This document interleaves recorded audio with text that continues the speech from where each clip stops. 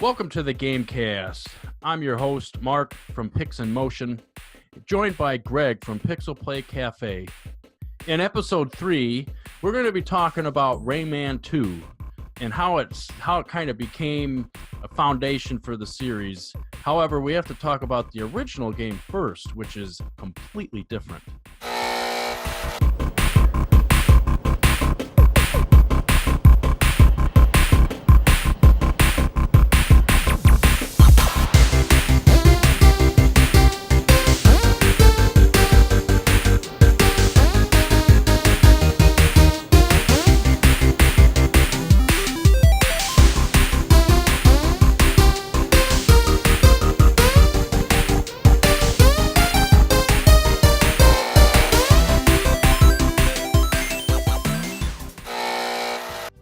Yeah, it's a 2D game as opposed to a 3D game. And a gorgeous one. Oh, yeah. Actually, both games are quite gorgeous in their own rights. And I've noticed that, in Rayman, the original, the remake, or not remakes, I guess it would be continuations, but the newer games, was that Rayman Legends, and what's that other one? Rayman Origins. Yeah, Origins. They kind of redefined the game, but after playing the original, for the past week, I tell you what, there is so many things in the new games that are direct descendants from the original. It's actually quite incredible. That's the idea behind Origins, right? Yeah. They're just going back to the origins of that franchise. Now, the animations in the original are actually quite outstanding, and to think that this is early 1990s is honestly, it's mind-boggling. Would never have thought I would have seen something like that, let alone, I played it on the PlayStation, but I know that it also came out originally for Jaguar. Yep. And the concept of it was originally designed for the Super Nintendo CD system, which the footage you're currently watching is from the released, I guess it would be alpha code, or not even. It wasn't even a complete game. It's just a single level. A prototype. Not even a level, really. No. But the art style shows. There's some major differences, but what they were producing on the Super Nintendo there is quite top notch. Like when I was just playing it earlier today just to see what it's all about, and to me it ranks up there with some of Nintendo's early work on that system on the Super Nintendo. Yeah, I wasn't expecting much. In fact, I didn't even know about it until doing the research. Mm-hmm. And when I learned about that, I'm like, okay, I gotta try it. But obviously, there's no way I can play it on a Super Nintendo. I don't have a cart or a cart writer, so I had to use emulation. Now, the links that I found, they actually tell you which emulators it won't really work for, because there's a lot of bugs apparently, like memory leaks and whatever. Yeah, of course. But the emulator that I used, which I'll put in the description, they apparently, I don't know if it ignores it or something about it. It does. It's not affected. So mine ran pretty good, and I went ahead and used the CRT filter to kind of make it look like it's from the 90s. I kind of like it. I know Greg doesn't like it, but to each their own. So anyway, back to Rayman 1. I played it on PlayStation, and that's the only one I actually played. And it's just, I really can't believe how incredible it looks. Now, I kind of wish I could play the Saturn version, because I know that system's like a 2D powerhouse, but I don't know if there's any major differences. It may not be as good as you might think, though, because remember, Castlevania Symphony of the Night on the Saturn is not as good as the PlayStation version. So that's a good point. It really depended on the developer with that system. If they're going to use the system's extra power to do things, then games turned out pretty good. But most developers didn't bother. Yeah. Well, so moving on to Rayman 2. They went from, in my opinion, a 2D powerhouse, especially for the 90s, switching it over because of Super Mario 64, essentially, and this whole new idea of 3D and being able to platform in 3D. And what we, as gamers, got was just some super mega eye candy, a very well put together game. On the PlayStation version, they had voice acting, the stories, it's just glued together with greatness. And it's funny because you're playing on Dreamcast, and you're like, I'm not playing on Dreamcast this time. Which one did you play this time? I did primarily the PC, but PC, that's right. I did the N64 version a little bit as well. Then I just checked out the PS1 version just to see what it looked like.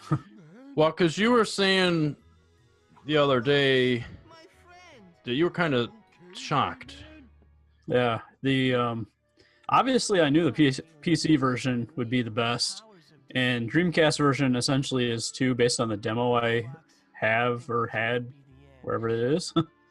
And what I was really shocked at most was starting up the N64 version. Oh, yeah. Holy crap. Like, it is so close to the PC version that it's ridiculous. So much of it is just... Had I seen that game back in the days of the N64, I would have been floored. I would have probably had a different opinion of the N64. Because not only did it use the expansion pack for high resolution, but it didn't lose frame rate in the process, which most games did back then. Yeah. If they use the expansion pack, frame rate would tank. Like, remember Turok 2? Yeah, it was a gorgeous game. Yeah, had a whole 15 frames per second if you were lucky. I still played through that one.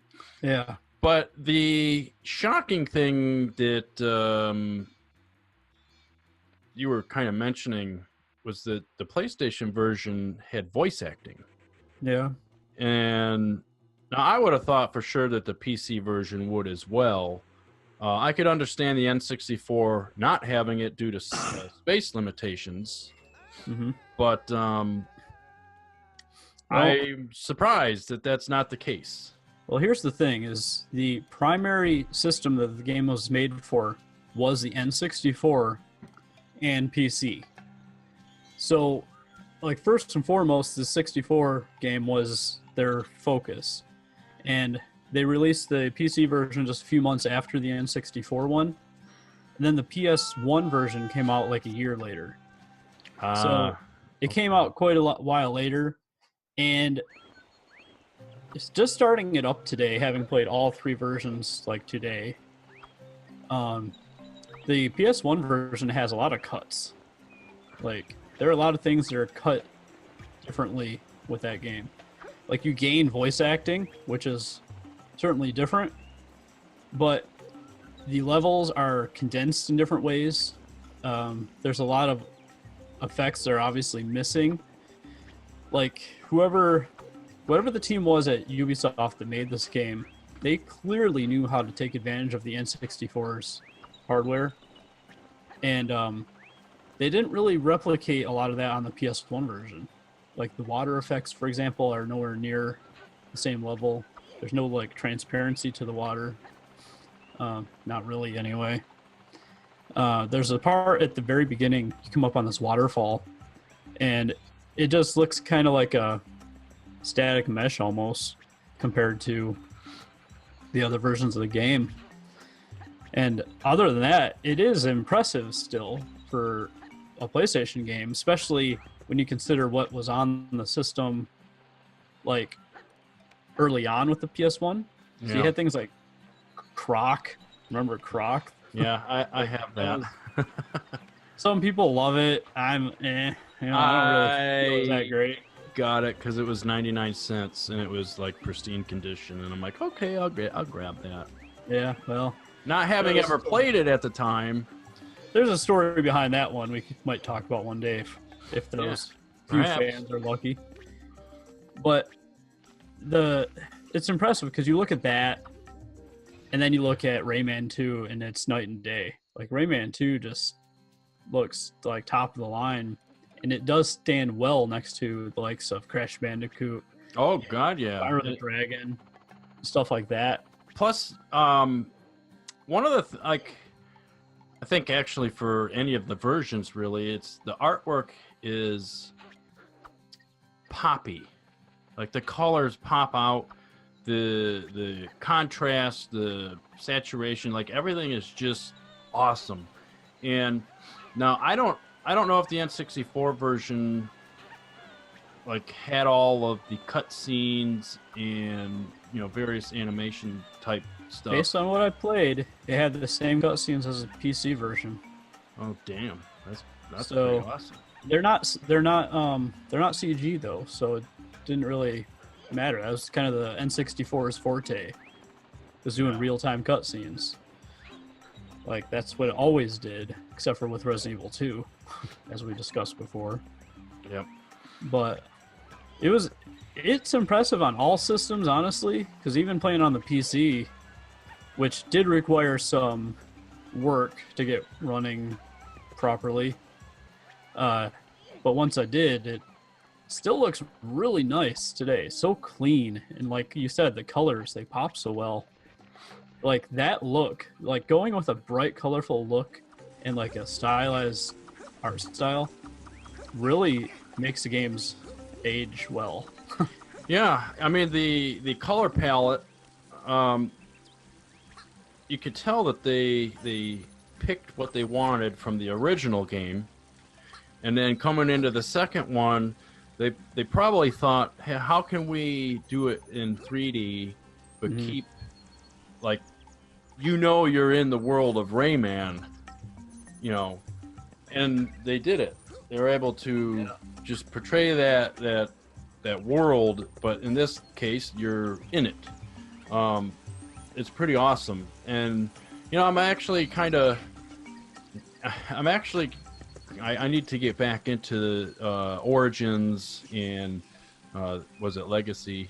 Legends. Or Legends, actually, I've only played Legends once on the Vita, and then I have Origins on the Vita as well as on my Mac, but primarily play it on the Vita.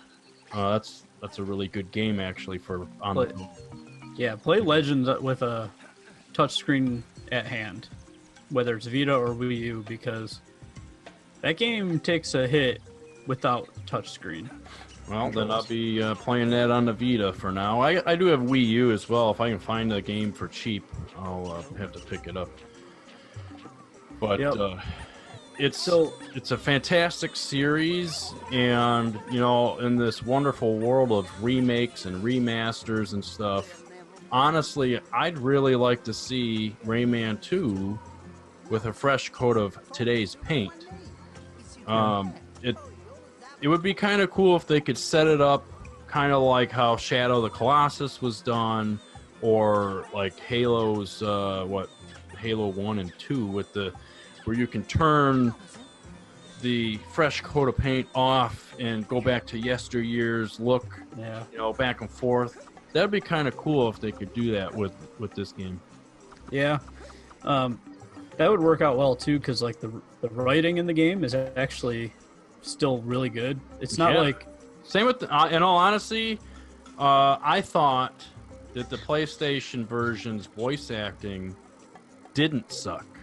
Yeah, it was fine. It was pretty damn good. It's like they actually hired real voice actors instead of like Sega with House of the Dead and their crappy whatevers. Yeah, well, I like the lighthearted like humor and fun that they have with the script. I remember this one part that got a little chuckle out of me. It's just so stupid, but is also kind of funny is because showed this cutscene.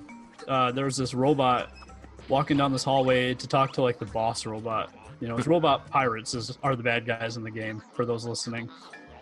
And he's walking through this door. There's 2 guards on each side of the door. One of the guards decides to stick out his robot leg to trip the guy walking in. And it goes into first person as the one falls face first into the floor. It's like, it's so stupid, but it's hilarious. And he just gets up and looks at him with a glare. It's like, man, this was like the mid-90s or late 90s, I guess. Like, man, that's hilarious still. It is. It's definitely Rayman, you know? Yeah, I mean, and it's throughout the whole game, really. I mean, there's all kinds of stuff. There's also another part you might not have seen since you were playing on PlayStation primarily. It's kind of funny because what happens is right at the start of the game, it's doing that flyby, giving you the rundown of what's going on. Yep. And then it comes up on the pirate airship. Yep. Which, by the way, I'm going to show some side-by-sides. Okay. Just check out the graphics differences between the versions. It's pretty amazing. Well, okay, so you remember that scene. You're flying up to that airship. Yep. And it shows like number of slaves at the bottom. It is some ridiculously large. It is a ridiculous number. It's like 20,000 something. Well, on all the other versions aside from the PS1 version, that number gradually ticks up as you get closer to the thing. Like they're just adding slaves from somewhere, even though they're floating in the sky. They're my god, leading slaves. And also in the other versions, I might actually get this mixed up. One of the versions, it says, I don't think it's PS1 version because you have to collect 800 lums, but in one of them it says you have to collect 1,000, which is the standard for the PC and N64 and Dreamcast version.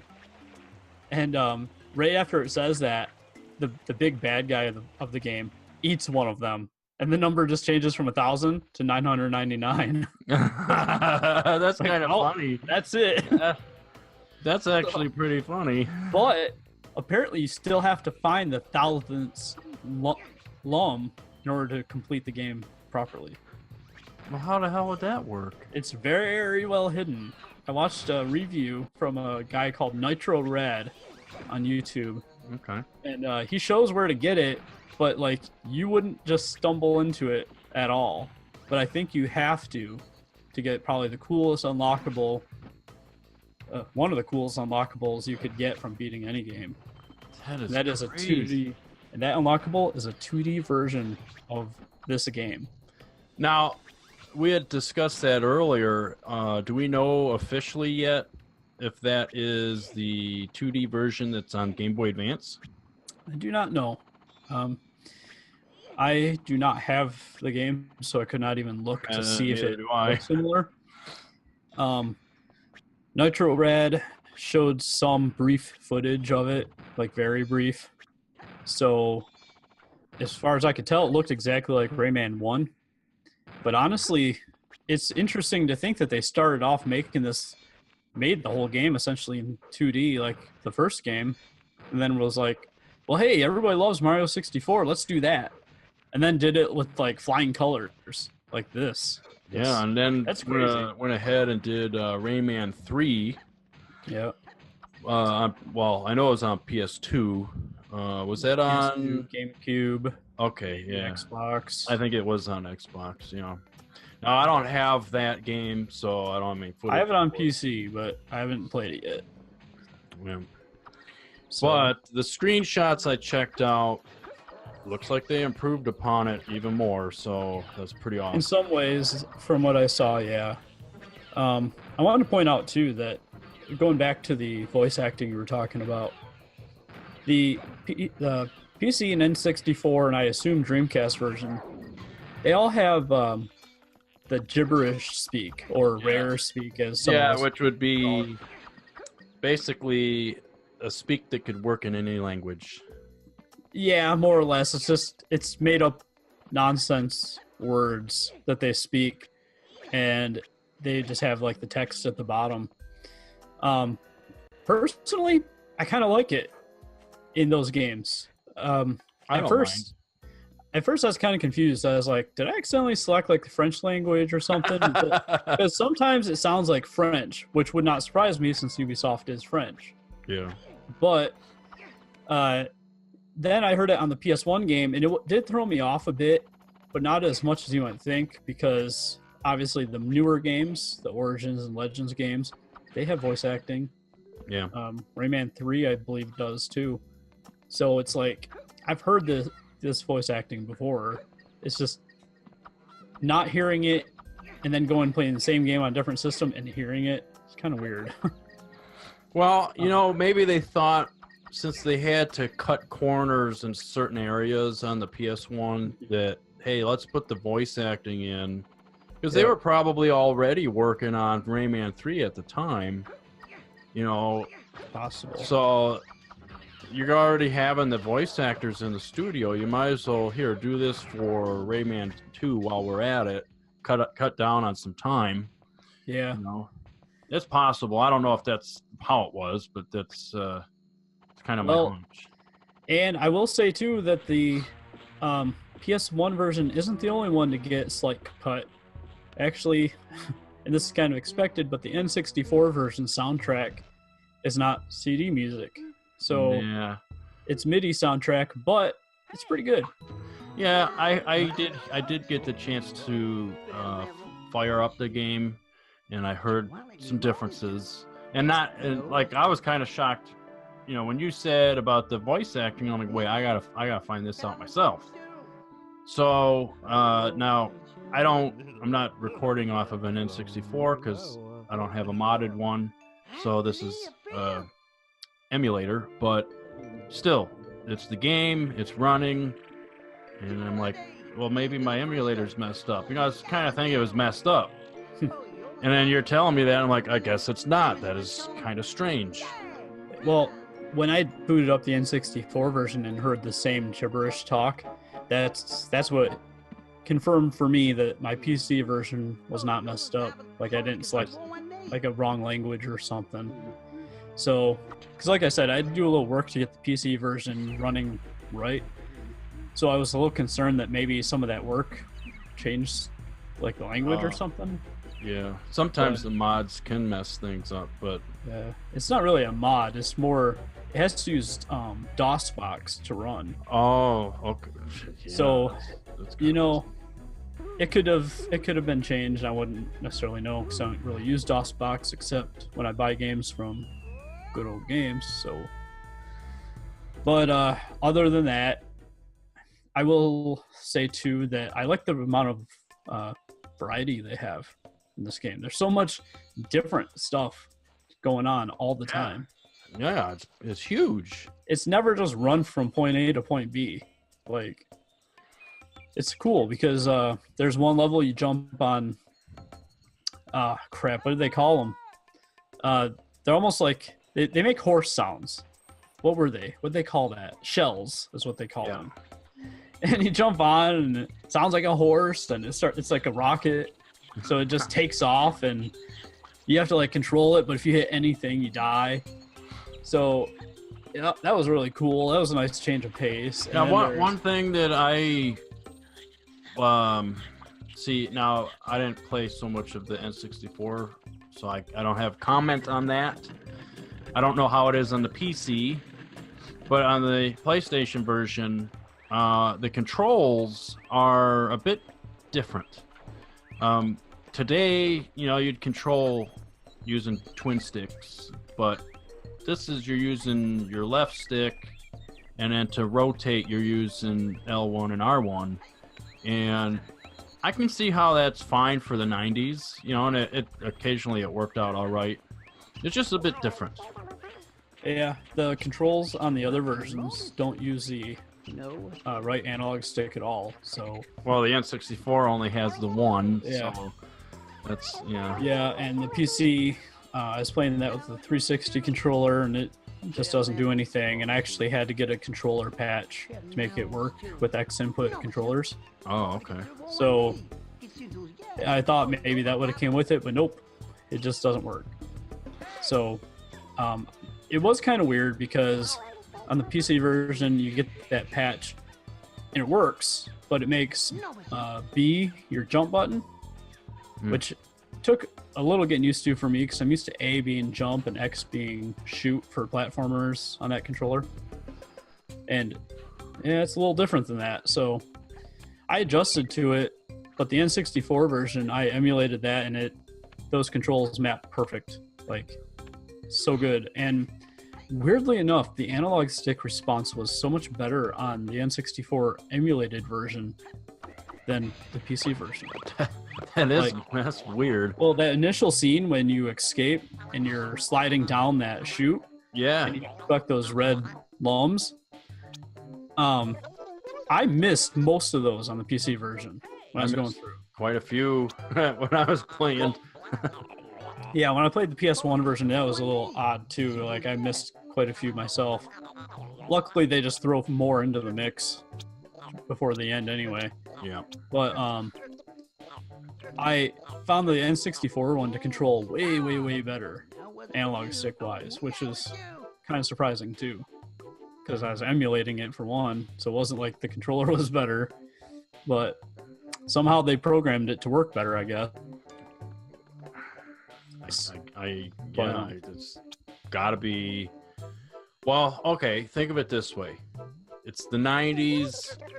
The PC's controllers at the time, in my opinion, were pretty much garbage unless you were using a flight stick for a flight simulator. Because, I mean, that's most games at the time, you either used your keyboard or first-person shooters started using keyboard mouse, or you were playing a flight sim and you had a joystick. You know, that's kind of how it was. So I don't know when this game was developed how they had originally done the controls. But the N64 version, obviously the N64 had an analog stick, so they were going to use it. Yeah, you can tell this game was made with N64 in mind first and foremost. But it begs the question though, like, why isn't Rayman sitting higher up in the gaming world right now? Because this game and the one before it, as well as the Origins and Legends games, are super good. But it seems like nobody even knows who Rayman is. And actually, this is crazy because there were just a huge number of other Rayman games that had come out. I don't have all of them, but they did various 2D versions. They had versions that taught languages. They had, I mean, it's unbelievable what they had. And then all of a sudden, it seems like when the 360 and PS3 came out, Rayman disappeared for a while. Yeah. Or after Rayman 3, it was like, yeah, we're done. Yeah. Because I mean, there's quite a long time, I think, before Origins come out. Yeah. It's very weird. Like, these are so good, and yet, like, you ask the common person that plays video games about Rayman, they're like, who? What? Like, well, I do remember on the Wii, you had Rayman, was it Raving Rabbids, but it's not. That's not even the same. That's just part of the game. Well, I understand, and it wasn't like because when I was in college, my roommate got that, and I was like, "That's a Rayman game? Where the hell's Rayman?" Yeah, I was kind of confused. Why would you put Rayman in the title?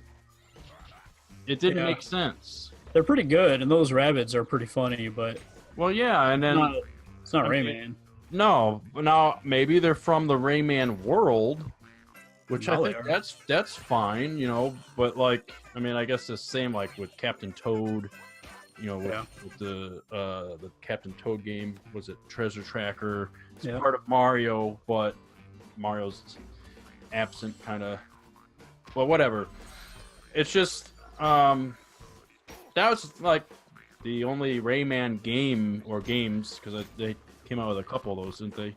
Yeah, like 4 or 5 of them. That's the thing. It's like, this ain't your Rayman game though. Bring it back. Where is it? And then all of a sudden, Origins comes out, and all of a sudden you're like, holy crap, man, look at the artwork on that. This is incredible. And they, the engine that they built for it, I mean, you could tell they had to spend a long time working on that.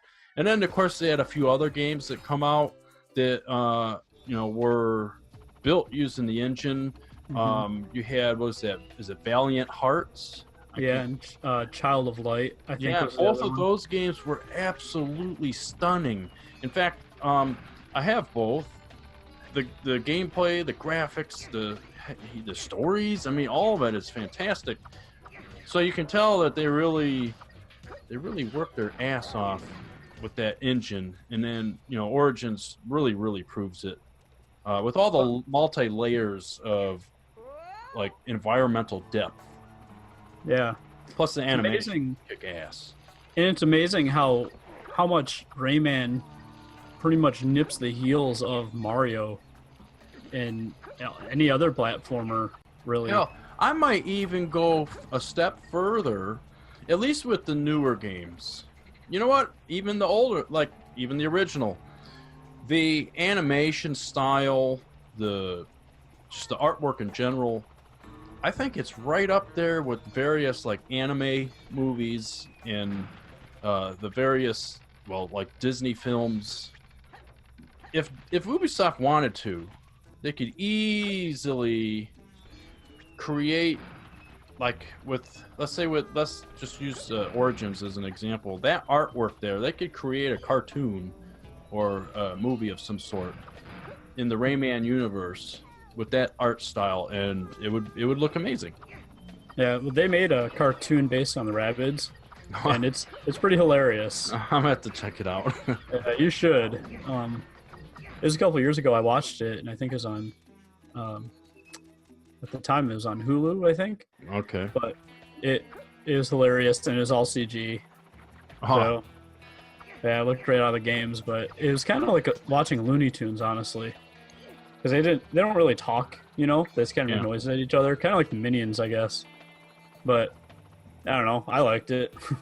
I have to check it out. But anyway, what do you think Ubisoft could have did to make Rayman a more household name? They clearly missed the mark somewhere along the way in terms of marketing. And see, that's the thing, because the sales numbers are pretty high. Let's see if I can find it here. Because the original one, it was kind of like, like I said, originally they were going to do a Super Nintendo CD version. And they're known as the PlayStation. Yeah. It was known as the PlayStation CD for the Super Nintendo. So yeah, but the big thing is, like, they were going to choose that because the CD-ROM they knew they were going to need the space for the artwork. And then when that was canceled, they switched over to the Jaguar CD, which is like, what? Jaguar CD?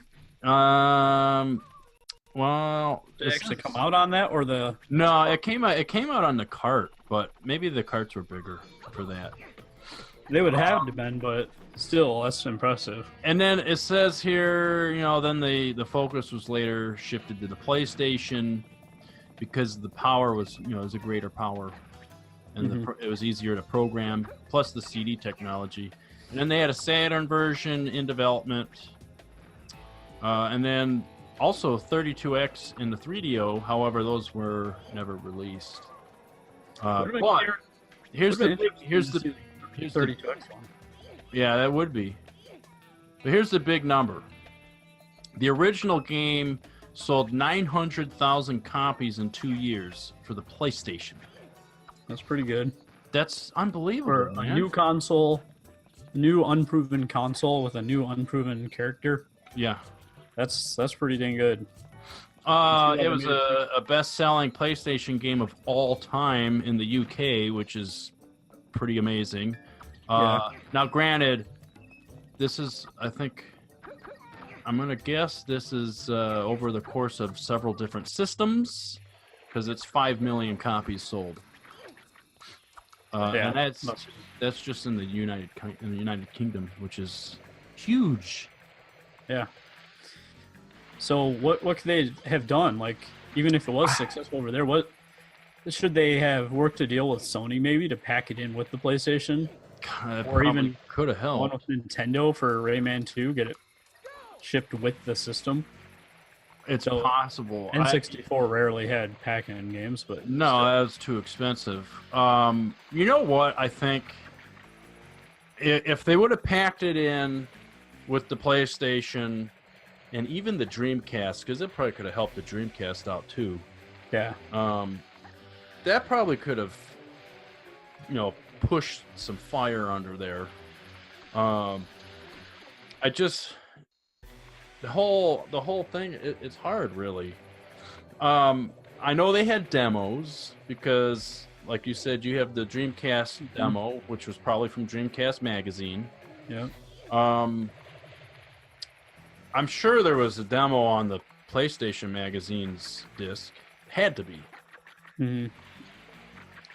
Well, and back then you didn't really have the internet like we do today, so it's not like you had YouTube and letting gamers show off videos all the time like today. Do you think the character design might have been part of it? That's a possibility. Because Rayman does look different than what we're used to. Yeah. And actually, I mean, like the newer one, it's more refined, more, I guess, modern day. However, if you look at the prototype, though, he's way different. Yeah. But I'm actually glad that they went with what they did. It's a lot better, I think, on the PlayStation. Mm-hmm. Yeah. Other than maybe a different marketing approach, I don't know if they really could have in the 90s. Yeah. I mean, I remember the one. There's the one in magazines all the time for Rayman 2, where it's in a restroom, and a bunch of dudes standing at the urinals, and there's Rayman standing next to him. I gotta pull it up to tell you what it said. Let's see if I can find it real quick. Sounds like it was pretty adult for a video game ad. Oh, there it is. First and one that okay. Really here it goes. Game. Actually, this is for Rayman 3. Never mind, but it's still funny. Still, I'll send it to you here if I can. Because it's pretty good. It's a doozy. It's weird that they actually got away with this, to be honest. Well, it's a different time period. All right. Let me see if I can figure this out. Because I want you to see it. I don't want to tell you. I want you to actually see this thing. Check your chat window. Oh my god. Oh my god. See, now here's the thing, okay? Okay, now we have to say it because people listening are like, "What?" I mean, I'll post. This will be in the video. So, if you're listening on SoundCloud, you're just gonna have to check out the YouTube version to check the picture out. Okay, well, here you got it. Oh my dear. Let's paint the picture. I kind of did. So there's a bunch of dudes in business suits and stuff standing at urinals. And they're all looking over at Rayman because Rayman's standing at the urinal. They're looking at him. And it says under Rayman, no arms, no legs, huge features. Yeah, that is funny. Oh my dear Lord. This is in video game magazines. You know what's funny? Happened today. Okay, now here's the thing too. Okay, because I mean, obviously the game it's a child's game with adult humor a little bit here and there. You look on the bottom there of the ad. PC CD-ROM, GameCube, and then in PlayStation 2, and then Xbox, which is adult anyway. Game Boy Advance. So, here I'm thinking, this ad is straight up adults. I mean, it's an adult ad. It really is. And then Nintendo's known for the kiddie type games, and yet there's their stuff right there. Now here's the thing though too, is Rayman 3 was on the original PlayStation. I didn't know that. I'm gonna have to find it. Nah, I don't think it was. Well, I mean, because it's there in the list, unless they Well, canceled it. They that's may have just canceled it. that's just on the logo.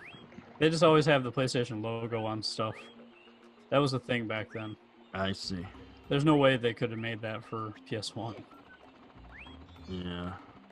Although, But well, I mean, it did sell for quite a long time, even when the PlayStation 2 was around. So who knows? Maybe they did. I'll have to check. And if I find it, you're watching it right now. If not, well, you're watching a different Rayman. yeah, yeah, very weird. And holy crap. They need to do more ads like this. Different types. Not like the PlayStation 3 baby in a room ad. That's kind of messed up. But Yeah. stuff like this that is kind of funny and makes you think for a second. And then here's the thing. I've never seen this ad. In fact, I didn't even know about Rayman 3 to begin with until we started researching for today's podcast. It's that's another thing. Maybe they just didn't advertise enough. And actually, I found one here of a Rayman 2 ad. Oh my dear Lord. Yeah, it's kind of silly, but that was probably in a video game magazine. oh yeah, definitely. It's basically like a it's like a man. Let me He tell you. doesn't have arms. For the listeners, it's a man sitting in a chair, but he doesn't have arms or legs, but he has hands and feet like Rayman does. No neck, but a head. His hair is His hair is like Rayman's, kind of. And he's sitting there playing the game, apparently. Kind of funny. But here's a very beautiful sight. Look at that Sega Dreamcast logo on the bottom. Yep. And it's funny because I've heard that Rayman 2 on the Dreamcast is basically the best 3D platformer on the Dreamcast. And I know all the Sonic Adventure fans out there are probably like crying foul, but let's face it, that game's not as good as we remember. Okay. No, and that's the thing. I was playing that a couple months ago, and I like in the areas where you're walking through the town area or courtyard or whatever the heck. All that stuff sucks, basically. It does. It's terrible. I'm like, why'd they put this in here? This is awful. Just do it like before and have level 1, level 2, and so on. Because when you're actually playing the levels, yeah, that's pretty awesome. In fact, my favorite part's the whale crashing into the dock. That was what made me want to buy a Dreamcast to begin with. So, asking what they could have done to make it a better household name, what could they do today with the franchise to make it a household name? Bring out another one, man. I've been waiting. Yeah, but they did that with the last 2 games. They brought out 2 of them. Origins, I think, and Legends. I think Origins had a pretty good, like the reviews were good. I'm sure the sales numbers were pretty good too. And then they bring out the next one, and originally, at least from what I remember, I don't have facts on this. It's just what I remember. It was supposed to be strictly on the Wii U. Yeah. And the gamepad was like so important for it. I remember being able to play a pre-release version of that at GameStop of all places. And a friend of mine and I were there, and we were like, oh my God, this is incredible. And we were both like, we're getting Wii U's, man. This is amazing. Yeah. Well, the Wii U kind of fell flat. Okay. So that game that they spent probably millions or whatever to develop, they had to recoup somehow. Yeah. I mean, they did the same thing with Zombie U or whatever that game was called. Yeah. Took a lot longer, though. I remember that when that happened. It's not much of a story, but basically I got my Wii U on launch day. And it was like, November 2012. Yeah. And Rayman Legends was set to be released in February of 2013. So I was like, well, that's going to be my next game. And we got closer to the date, then right at the last minute, they're like, it'll be coming out in August now. And it'll be coming to all systems. And I'm just like, what? No! And if if anybody else had a Wii U back then and was looking for games, you'd remember there was nothing for that first 6 months to a year. There was like nothing to play. You know, that's how I felt with the 3DS when that first came out. I bought it on launch day and sold it the very moment the Vita came out. Of course, now I kick myself in the pants, but yeah, it is what it is. So, I mean, this game, Rayman 2, getting back to that, it got really good scores according to Metacritic. About a 9 out of 10 for PC and N64, 8.9 out of 10 for PC, or PS1, I mean. And that's really awesome. That's really top notch. But no game is perfect. So what did you notice was not quite up to par with this game? Well, at least on the PlayStation Edition, you have your dual analog sticks, and you're not using both. So what I would have done is had the camera fully utilize both sticks. So that, I mean, not the camera, but instead of using L and R to rotate, let me use the right stick to rotate. Now, I don't know if you can go into the options and change things like that. I didn't try. I just did defaults. Yeah. So that's kind of how you should be testing a game anyways, is with the defaults, because that's what they want you to play it as. So if you have to change it, well, that to me dings your score a little bit anyway. Yeah. But if that would have been different, at least for PlayStation version, I don't really know that it would need anything else. Well, You know? I'll say that there's a few things I noticed that I thought could have been better. And one of those would negate your problem if it didn't exist. And that's the sometimes wonky camera.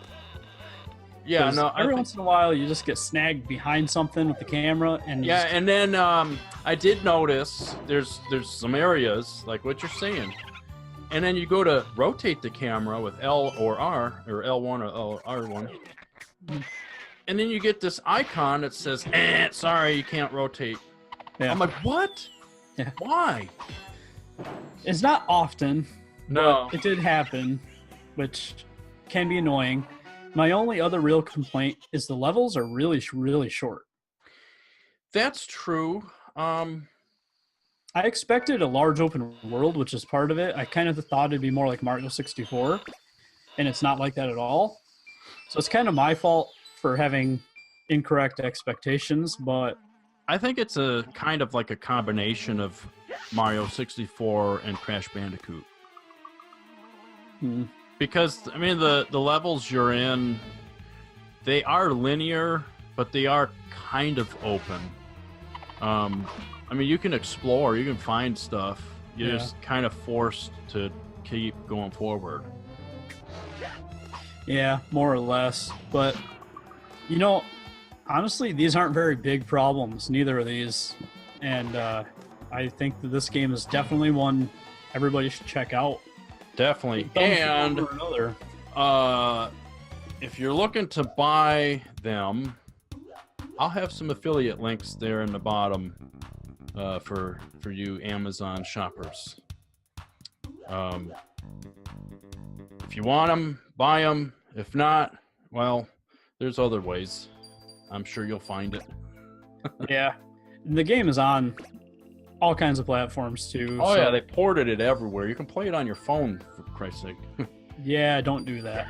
But Rayman 2 was actually ported to the PS2, I learned just before this recording, so that's interesting. I have to check that out. I didn't know. I didn't even know, but I assume that that's probably a really good version, but I won't know until I get my hands on it, so. Yeah, I'll have to see if I can find it on the old eBay. Yep.